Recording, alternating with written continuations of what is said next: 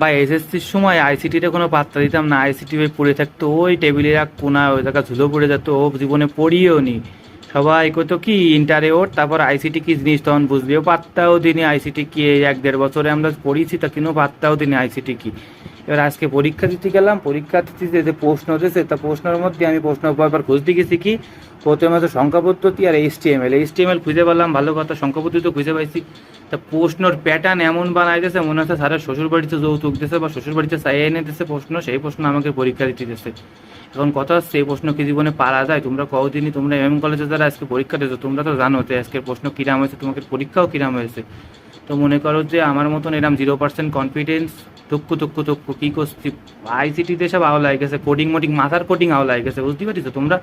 তো মনে করো 0% প্রিপারেশন আর 100% কনফিডেন্স নিয়ে এরকম করে পরীক্ষা দিতে যায় না, আইসিটিতে ফোকাস দাও, আইসিটি ভালো করে পড়ো, নাহলে কিন্তু বোর্ড পরীক্ষায় ধরা খেয়ে যাবা।